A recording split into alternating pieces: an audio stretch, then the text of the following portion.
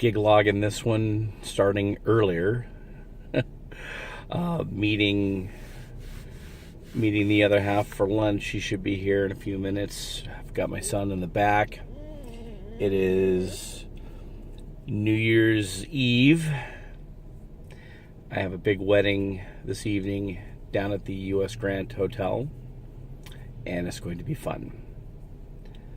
I will say the past few years it's been weddings. Before that, it was always parties. It was always people having parties. That was what I was doing. Now it's shifted to weddings. At least the last 5 years, it's only been weddings. I haven't even got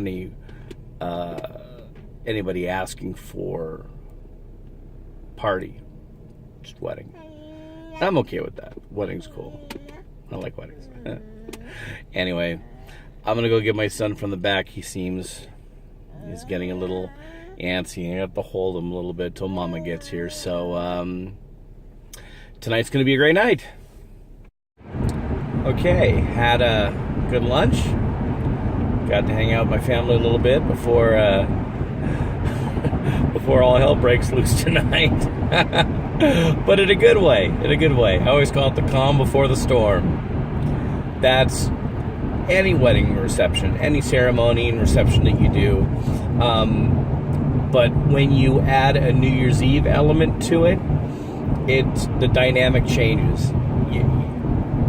I'm always on my game, but tonight I'm really going to be on my game. I spent a little extra time prepping some more music, some stuff I wanted to do tonight. I went back through my archives of music and started listening to some stuff. From some of the music they've already given me, it's already going to be heavy 90s hip-hop. And that's kind of where I started when I started mixing was the 90s. So that's kind of like my genre. So what I did as a little homework to myself was I went back through my music and started listening to stuff and going, I forgot about this, forgot about that, even early 2000s. Some real good stuff. So I've got a bunch of stuff on hand. I'm loaded. I'm ready. You know what? I throw it down every night, but tonight, dude, I'm gonna throw it down, man. I'm gonna annihilate it. I'm gonna punish these guys, but in a good way. So we're headed downtown. The hotel is the U.S. Grant Hotel. Parking is always atrocious, so I always have extra money because I tip very well, and I tip the valet guys to park my truck and trailer in a good spot. We always they have a liability. They can't really drive my vehicle, so because it's got a trailer, they just can't park in any spot. So they usually just let me leave it up where all the other high-end vehicles are, or like the loading area. They just let me leave it there. That's what happens when you tip high. You tip high and you kind of get what you want. Things are a little bit easier, and you expect that. You expect that coming into it. And I want my life to be easy when I come down here. It's going to be hard when I leave because, there's only just a few arteries out of downtown, and every one of them is going to have a checkpoint.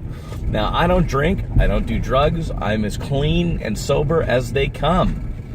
So it's just annoying sometimes that I have to wait in these lines, and it's sad. You see them doing sobriety, the touch the nose and stuff like that. And it's like, you guys will never learn, will you? You know what I mean? You're going to gamble. You're going to really gamble. How much was it really to take that Uber, or to have Lyft come and pick you up? And tonight's going to be the night that all those guys are making money. All of them, A ton of them are going to be doing it. But then other people are going to push it. And it's like, all right, if you want to push it, don't recommend it. But, and even if you do, your best bet is to take your keys, throw them in your console, close up your car, lock it up, put your seat in recline, and go to bed. Your keys are in the ignition. That's all the officer has to see. Is your keys are in the ignition? Vehicle may not be on, but yeah, you're still considered driving drunk. So put them in the console or put them in the back seat. You know, someplace that you don't have access to them. So if that were ever to happen, you know, just a word of advice. But so we are almost to the Grant right now. It's a little hectic getting in sometimes, but we are here way early, and that's what I like, way early. But it's going to be a great night. Excited. So we'll see what tonight brings. I am waiting right now for them to clear another vehicle. That's what happens when you tip big.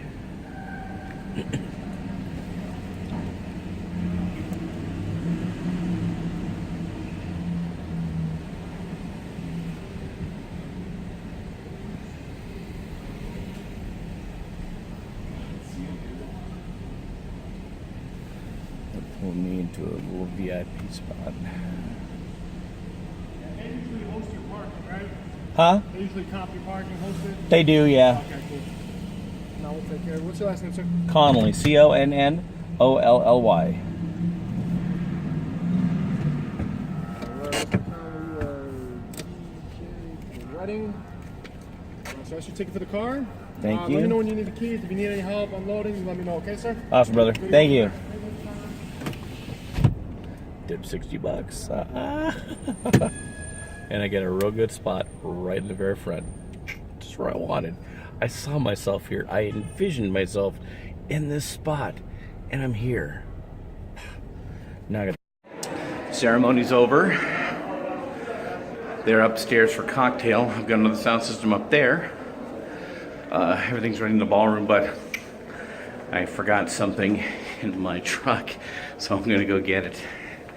I gotta go behind the scenes. In the employee area. So that's where I'm headed now. Everything's going so far so good. Actually, the unglamorous part of what I do. Going through a lot of service areas, service elevators, loading docks, stuff like that.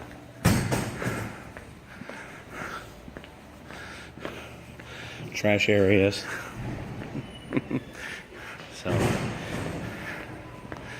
yeah, it's not so glamorous.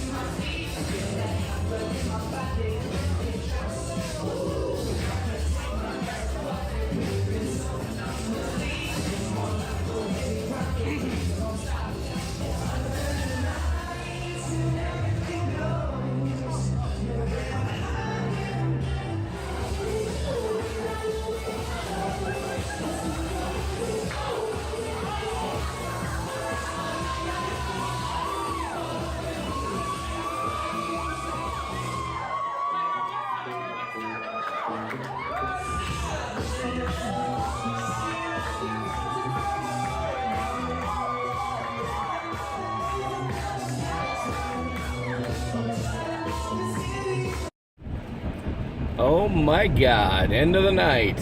Whoa. Still going from the adrenaline. I know once I get back to the house, I'm gonna die. It's 3 a.m. now. Be home in about 10 minutes, give or take. Anyway, I was young. Last vlog for 2016, and I guess officially first gig vlog for 2017. Wedding at U.S. Grand Hotel, ceremony and reception, 100 people, and it was good. It was a good night. Everything went flawless. There was a delay in the very beginning. It started raining, and I think that it caused some issues for people getting to the... Now, I got to the venue 3 hours before I was supposed to be on, just because the venue is can be difficult, and not knowing what I'm expecting once I get there. You know, I want to account for extra time, because it takes me about an hour and a half to get everything done, and then get my suit on and freshen up. That's 2 hours total for doing all the setup, and then it's an extra hour in there as well too, and that's also before seating music starts. So there's another 30 minutes in there if I needed a little extra time. So. Yes, wanted to get down there early, but some guests were late, so we had delayed the ceremony about 30 minutes. And then also, too, the bride, she's so sweet, but she took a little extra time. Once the pictures were done, she wanted to do her hair and some makeup and stuff like that, and that's totally fine, you know, but that postponed the grand entrance, so some things were behind. But I worked with this really nice coordinator tonight. We kind of worked out a couple of, you know, how we're going to make up this time, kind of, you know, to the timeline, so we edited a little bit, and that's something that you have to do sometimes. So when we build a timeline, you know, at least when I build a timeline, there is some genius that goes into that timeline when it comes to how the structure is, because sometimes you may need extra 15 minutes or 30 minutes here or there. You know, sometimes, you know, I block out 30 minutes for the ceremony, and the bride and groom, as we're talking, doing a planning meeting, and they'll, our ceremony's going to be really quick, not even going to be 5 minutes. I understand that, but if you're 25 minutes late and the ceremony's 5 minutes, you're still on time. See what I mean? And then it's, oh yeah, gotcha.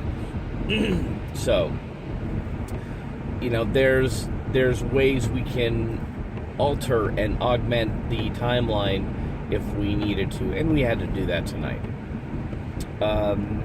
We got really nice treatment, and, you know, the bride and groom don't have to do this, but we had our own green room. We didn't get vendor meals. We actually got, you know, whatever the guests were eating. I had a nice piece of fish and a soup before as my appetizer. And it's good stuff, really good. They had sodas in there for us, and water and ice and glasses and stuff like that, so we got to kind of unwind. And also too, sometimes venues, you know,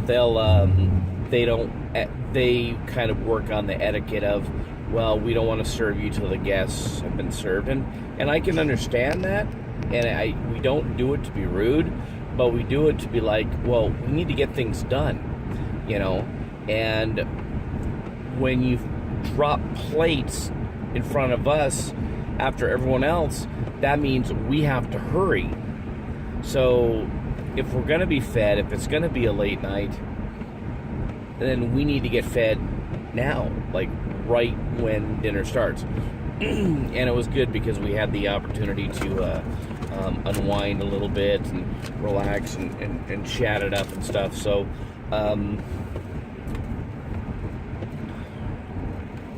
had a wonderful night, wonderful dinner, and I knew it was going to happen this way. I mean, I already envisioned it in my head how I was going to put music together. I was already kind of sitting here building sets in my head, what I was going to do, and because there was a few songs that the bride wanted that this would work with it and this would work with it. And the way I hear music is I hear beats, and I hear a song, and then it's just, that into another, and wanting to pick the best songs for tonight at the best moments. And again, keep the energy up and the enthusiasm up. And I kicked their asses. They were worn out. They were done. End of the night, they were gone. But it was a great night, and I'm proud of myself and thankful. And they were very happy too. The group hugged me, and I love that, man. Never met this dude before, and he's hugging me. As they were destination clients. Actually, the bride was a photographer or a second shooter for a photographer for a wedding I did a couple of years ago, and I must have made an impression on this girl because that was what she said. Like, you were all I thought about when I thought of DJs, and when it came time to plan the wedding, she's like, I'm gonna call him, and she told me the story, and it really made me feel good, and I'm glad that I impacted somebody that much.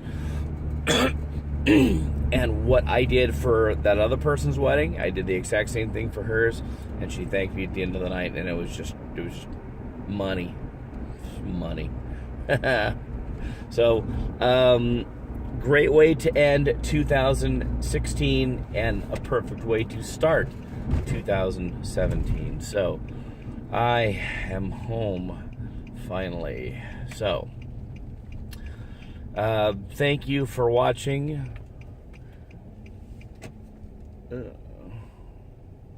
My Christmas lights. Some of them look kind of dim. I need to change some out. Oh, I'm home. Thank you for watching, everybody. I appreciate it. Thank you very much. Happy 2017. And vlog over.